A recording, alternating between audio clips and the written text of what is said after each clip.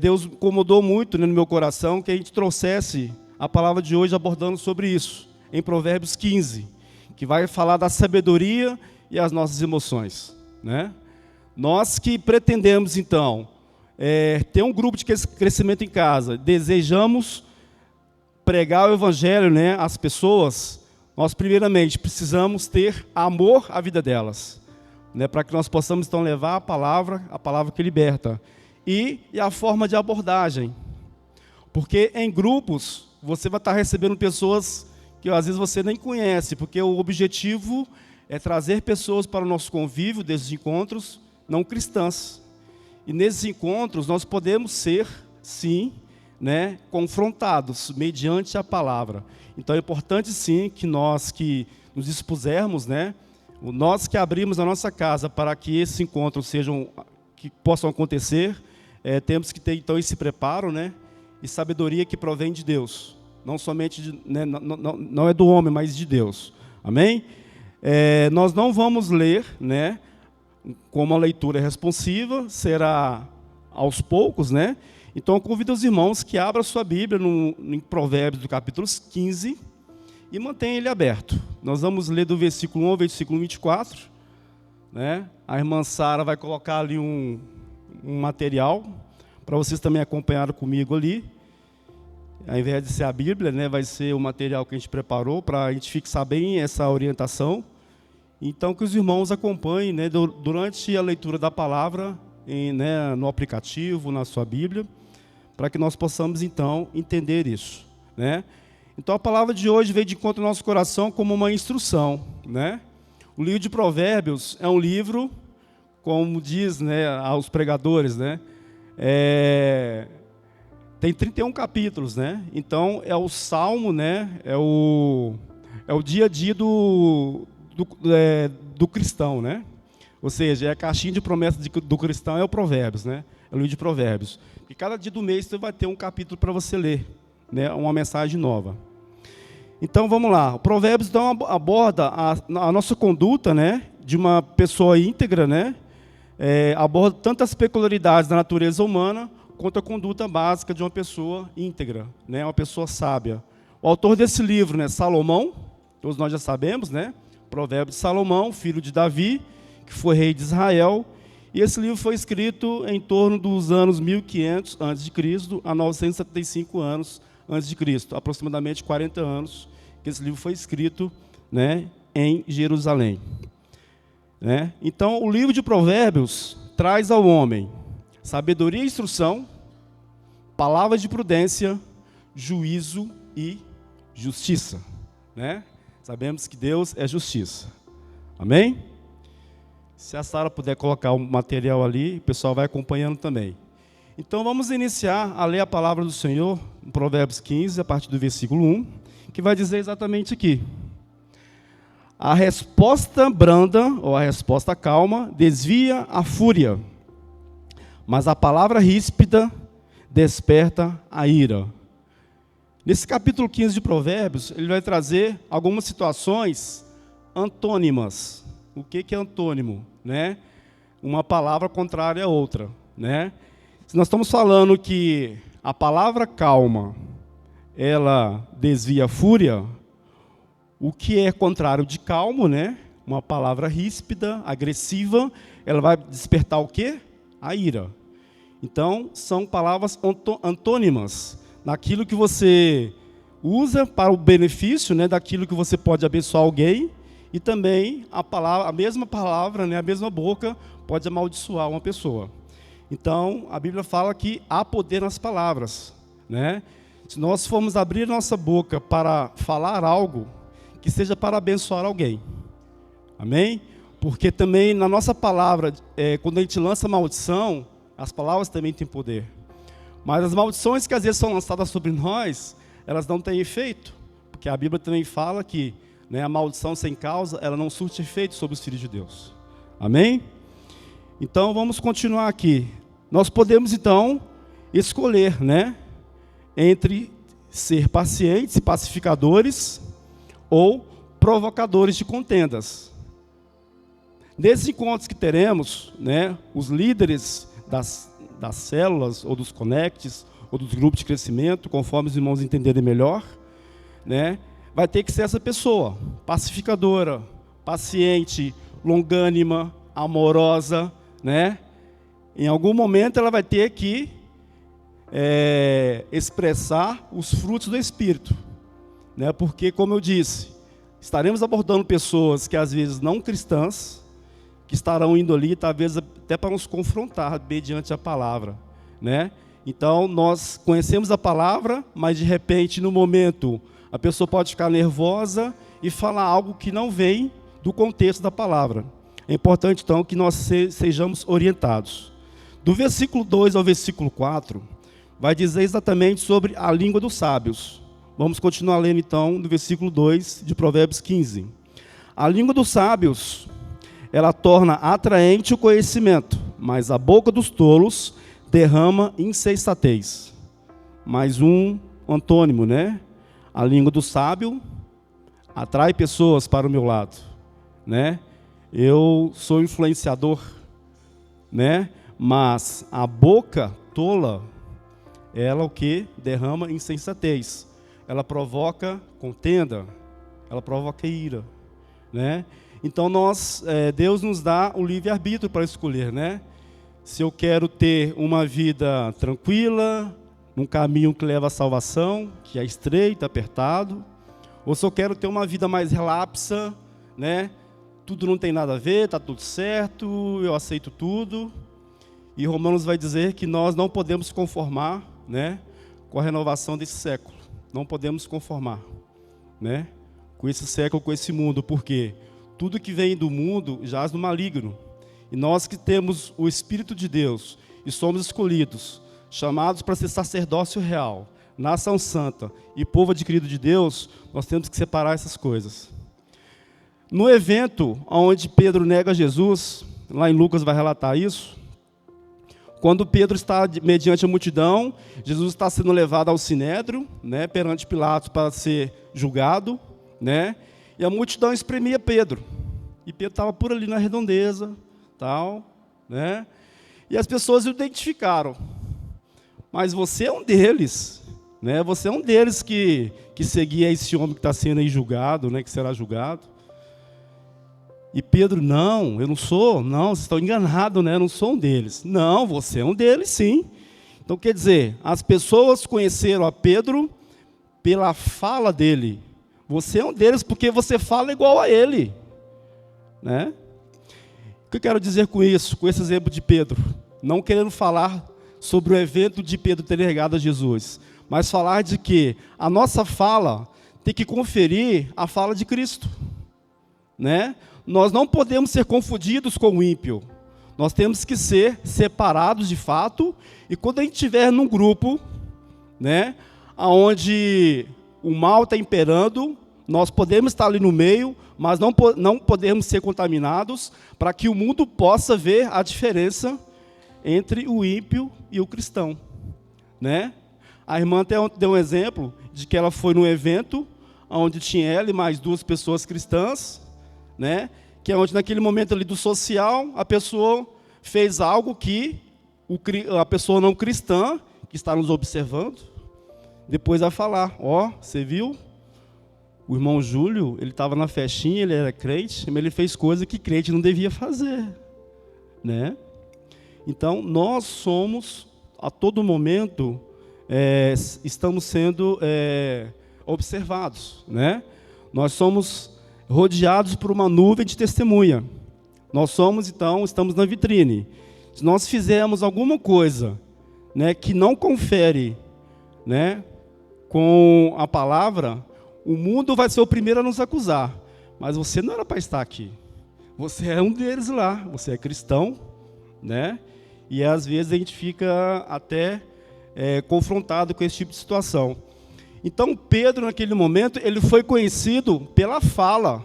Não, você fala igual a Jesus, você fala igual aquele homem, você é um deles.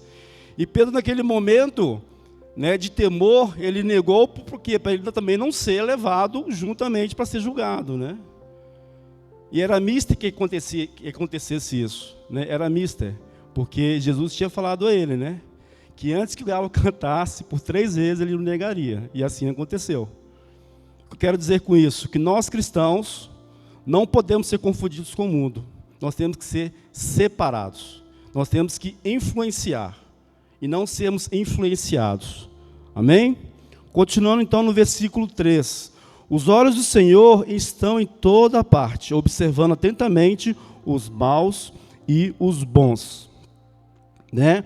O sábio, ele tem uma fala agradável e fala de forma intuitiva. O que é uma forma intuitiva? De que as pessoas querem estar ao redor para ouvir, para aprender. Né? E Jesus fez isso no seu ministério. Quando ele chegava nas rodinhas, as pessoas ficavam em volta para ouvir o que ele tinha para dizer. Né?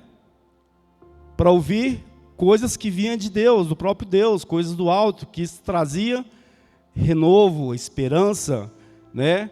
Palavras que doutores da lei daquela época não dominavam, mas o próprio Jesus, né, que era Deus, estava ali para orientar, para instruir. E ele então tinha essa fala mansa, intuitiva, que atraía, que influenciava. E nós, nesse trabalho que estamos propondo, temos que ser esse tipo de pessoa, que possamos influenciar, né? Trazer pessoas para o nosso convívio. Porque o mundo, ele às vezes oferece algumas ofertas, mas são passageiras. E depois disso, a pessoa, né, ela se encontra numa profunda depressão, tristeza, porque o mundo não consegue oferecer a paz que Cristo oferece. Então nós estamos inseridos nesse mundo com um propósito de levar o Evangelho, de levar a palavra, né? Nós não viemos neste mundo por acaso, simplesmente para acordar, trabalhar, né, fazer os nossos afazeres e não influenciar ninguém. Nós viemos para influenciar pessoas, influenciar para o reino de Deus. Amém? No versículo 4 do Provérbios 15 vai dizer o seguinte: o falar amável é árvore da vida, mas o falar enganoso esmaga o espírito, traz, né, tristeza, né, a palavra amarga. O insensato faz pouco caso da disciplina de seu pai, mas quem acolhe a repreensão revela prudência. No versículo 5, ele vai mais ou menos trabalhar, né, a situação de crítica. Né? Quando nós estamos sendo repreendidos, exortados, estamos sendo criticados por alguma situação que nós fizemos. Ou seja, eu estou sendo chamado a atenção, estou sendo criticado por uma situação que eu preciso melhorar. Né? Então, a repreensão ela é boa. Né? As críticas devem ser levadas em consideração para que nós possamos, né, crescer, né, e não ter uma situação desconfortável. Porque quando nós somos levados em alguma situação de exortação, de crítica, a gente está sendo confrontado. É o momento de nós realmente analisarmos o nosso comportamento, né, a nossa conduta. Né? Eu trabalho com um grupo de pessoas e cada pessoa tem um perfil. Né? E às vezes um fica achando que tem mais privilégios que o outro, mas não, mas tem gente que tem que levar aqui, ó, na rédea curta. Porque senão ela te atropela. Né? Então tem pessoas que dependendo do perfil dela, você não pode dar para ela tal liberdade. Você não pode dar para ela, né, uma liberdade que você possa se comprometer, né, na sua função de líder, porque algumas pessoas confundem, né, a liberdade, né, confunde a amizade com as questões profissionais. E tem gente que já é mais tranquilo, né, já é mais pacífico, então você trata com uma forma mais um pouco relaxada. Mas aqueles que você percebe que são um temperamento mais sanguíneo, rédea curta, né? Porque se você der um pouquinho de folga, meu amigo, ele te atropela. Então, nosso convívio também temos que observar essa questão da conduta, né? No versículo 6, ele vai dizer e vai nos confrontar sobre o que nós estamos armazenando em nossos corações. No versículo 6 do capítulo 15 de Provérbios: a casa do justo contém grande tesouro, mas os rendimentos dos ímpios lhe trazem inquietação. Como está a nossa casa? Como está o nosso coração? Está inquieto? Está em paz? Está esperançoso?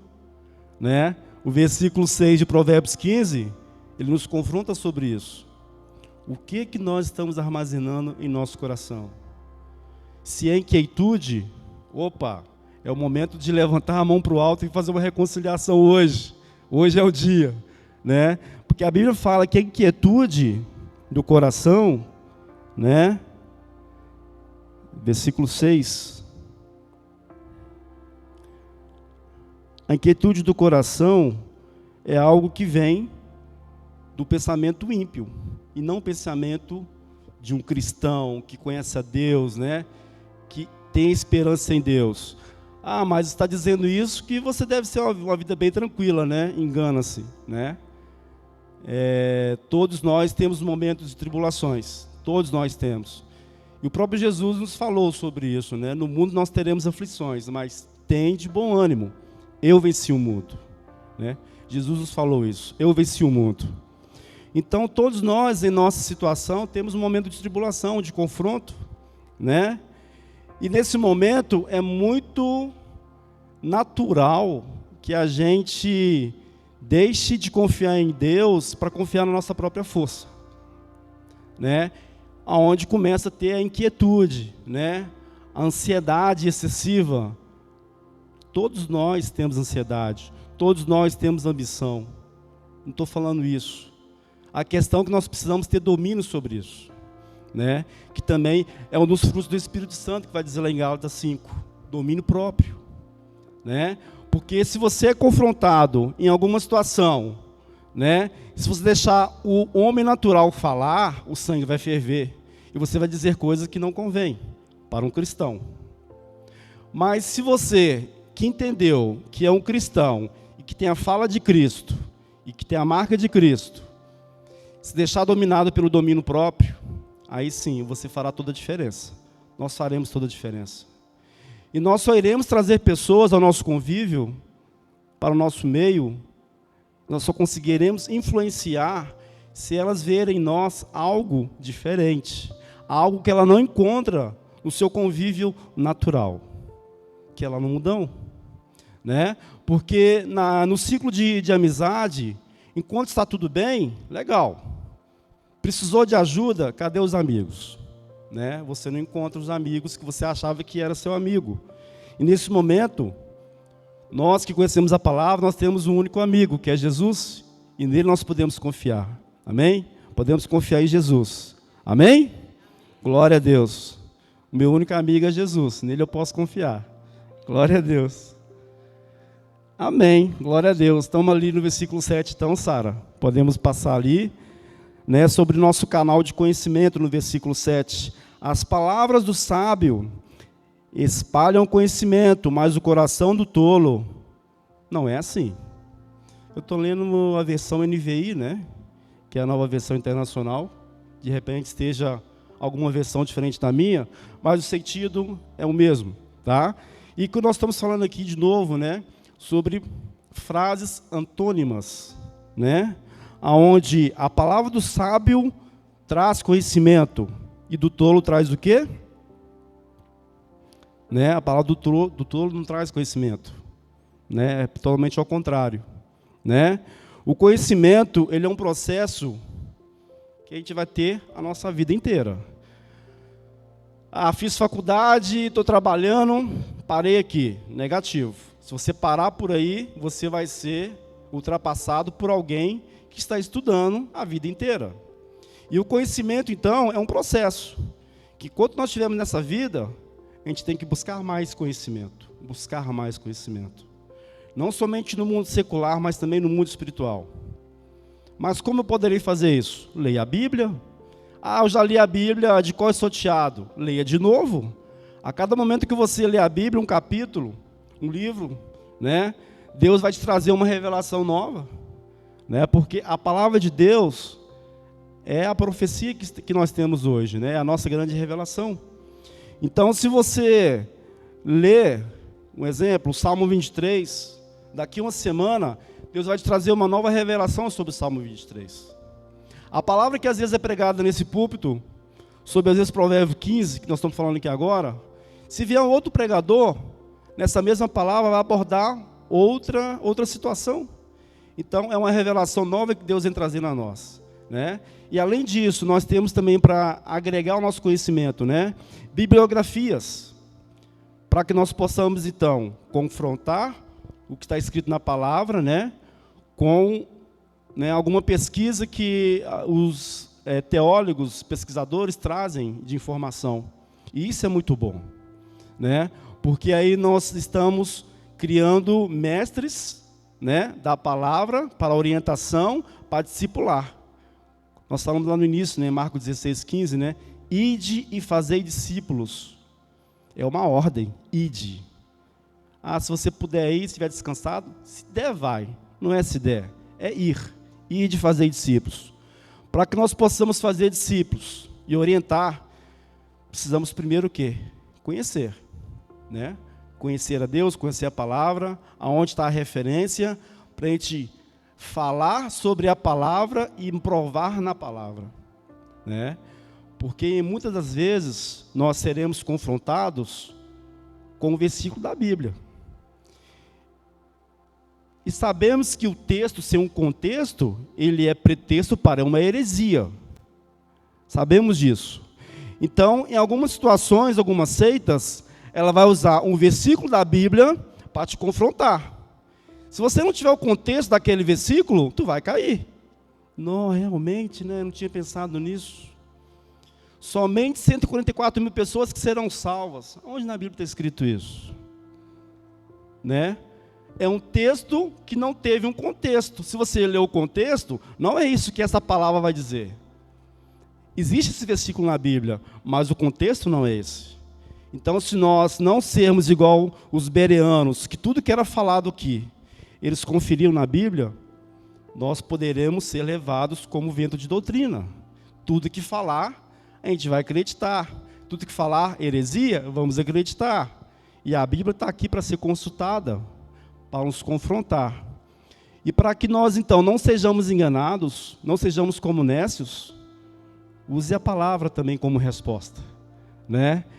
Tem algumas seitas que usam muito, eles estudam bastante a Bíblia para confrontar o cristão, quando vai ser evangelizado. Eu estou falando isso porque na minha juventude, né, lá em Minas, a gente fazia muitos trabalhos evangelísticos em cidades interiores, né? A gente fazia o impacto evangelístico, né? A gente chamava essa programação de impacto evangelístico. Saímos na sexta-feira à noite, voltávamos no domingo à noite, e ficávamos ali evangelizando naquelas cidades, onde tinha poucas igrejas, e encontrávamos muitas pessoas idólatras, né? Muitas pessoas que às vezes nunca tinham ouvido falar da palavra de Deus. Encontramos esse tipo de pessoas. É só sair um pouquinho, né, do nosso convívio. E às vezes nós éramos confrontados em terrenos em terrenos espíritas, né, que nós entrávamos também. Não sozinhos, né? Tínhamos sempre um orientador conosco. A gente era jovem, tipo 16, 18 anos. Então, a gente tinha essa pegada de ir, levar a palavra, e quando a gente era confrontado, tinha um tutor do nosso lado, né? Não, mas a palavra também de Deus diz, pá, né? E aí a gente quebra a artimanha do inimigo, né? Nós vemos ali que Jesus foi confrontado pelo diabo, pela palavra. Mas Jesus, não está escrito também na palavra que, né, que pode ser transformada as pedras em pão? E o que Jesus disse? Não só de pão viverá o homem, mas de toda a palavra que procede da boca de Deus. Né? O diabo vem nos confrontando com a palavra e também temos resposta pela palavra. Mas se a gente não souber o contexto dessa palavra, nós podemos ser enganados, sermos levados como vento de doutrina. Amém? No versículo 8 e 9 de Provérbios 15, vai dizer sobre o sacrifício do ímpio e sobre a oração dos justos. Mais um antônimo aqui que nós estamos falando, né? Vai dizer em Provérbios 15, 8, né, que o Senhor, Ele tem desgosto ou detesta o sacrifício dos justos. Deus não se agrada. Eu estou em pecado, vou aqui fazer meu ritual de sacrifício. Deus não aceita, Deus abomina, né? Deus detesta. Mas a oração dos justos sobe a Deus como aroma, né, suave, né? Sobe a Deus como incenso agradável. Ele se agrada da oração dos justos. Amém? Continuando aqui então no versículo 10, né? Há uma severa lição para quem abandona o seu caminho. Quem despreza a repreensão morrerá, irá à sepultura. Não sou eu quem digo, é a palavra de Deus, Provérbios de Salomão, né, que vai nos instruir como caminhar nessa terra, em sabedoria, né, controlando as nossas emoções e não sendo levado por vento de doutrinas, né? Temos que ser sábios e não tolos, e não nécios, né? Ninguém pode fugir da face de Deus. Então, no versículo 10 e 12 do capítulo 15 de Provérbios, vai dizer exatamente sobre isso, né?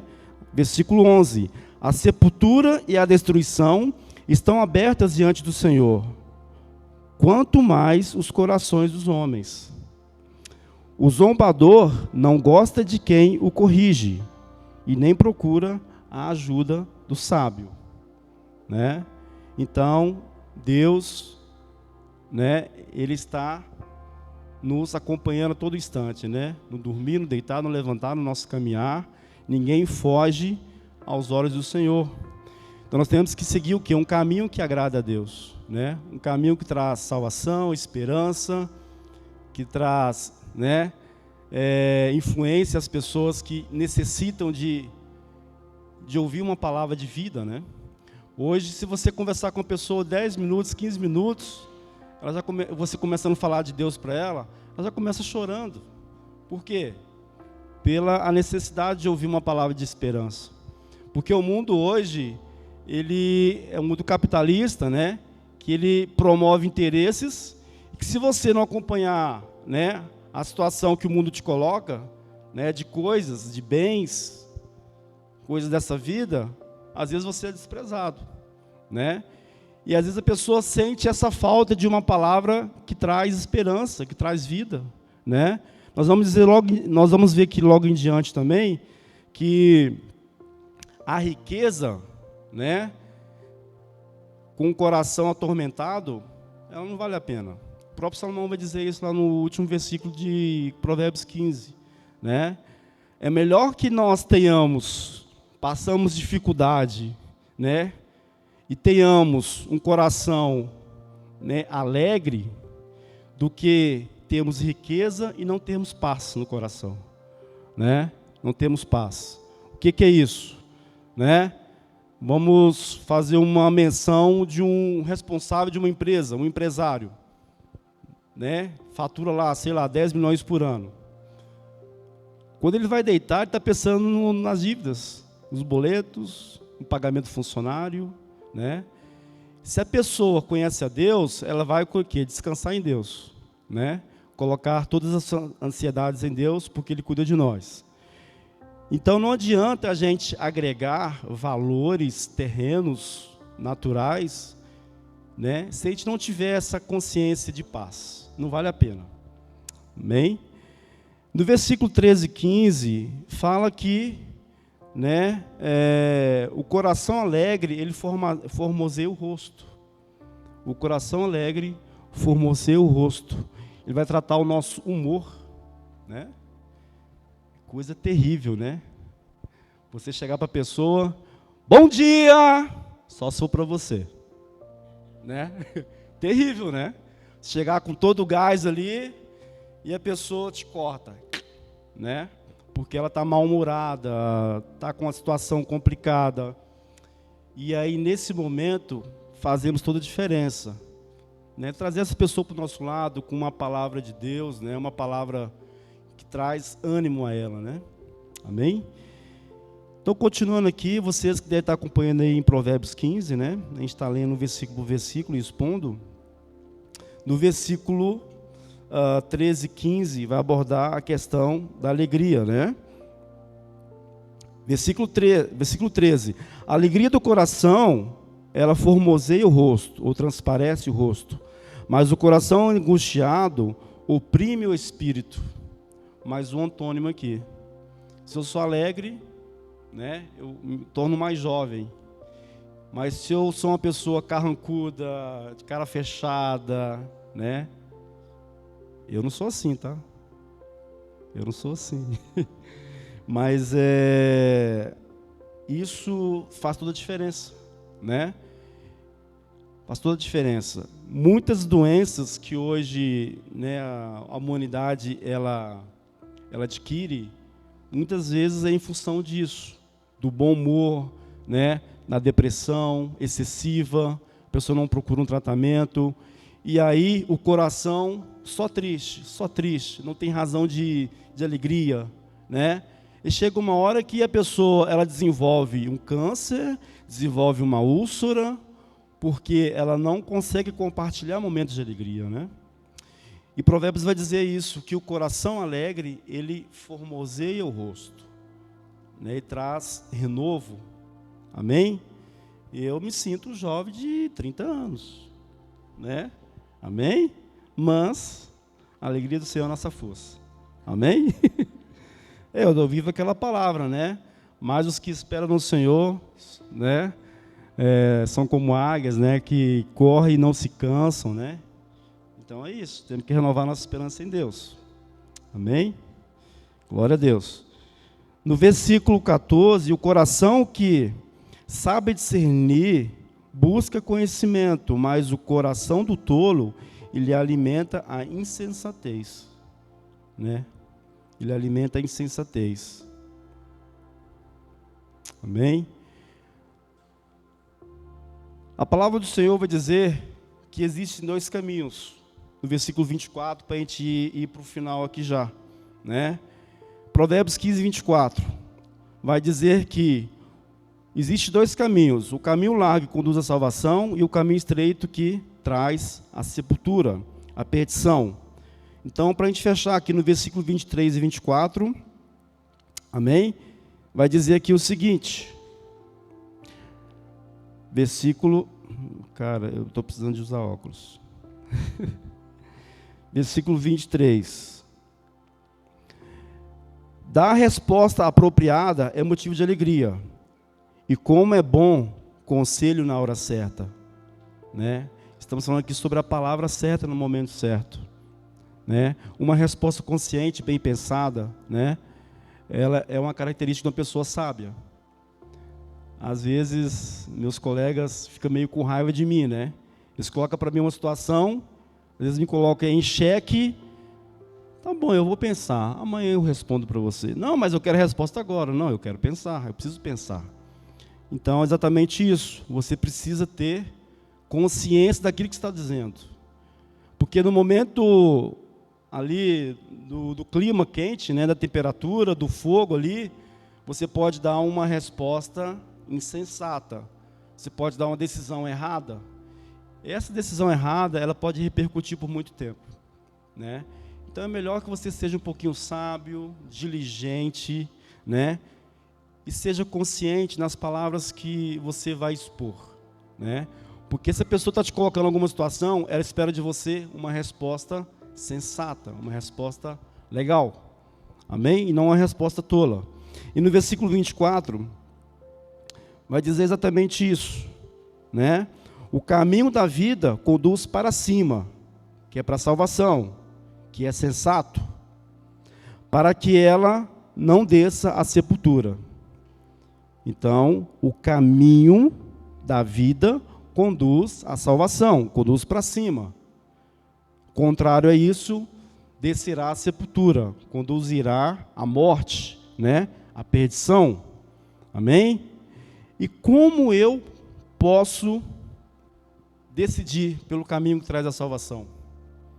Né? A palavra de Deus também tem essa resposta, né? A ideia aqui do Provérbios 15 era abordar a conduta, abordar, né, forma de tratar o meu próximo, né, de conselho, de conhecimento, de anunciar a palavra de Deus com sabedoria, abordar com sabedoria, né, fazer discípulos, né, e para que eu consiga então caminhar para esse caminho de salvação, Romanos 10 vai dizer sobre isso, né? Do versículo 7 a 12 vai dizer exatamente isso. Crer e confessar. Ah, mas eu já vou na igreja, a vibe é boa, meus pais já são cristãos. Eu sempre ouvi dizer isso. Filho de crente não é salvo, né?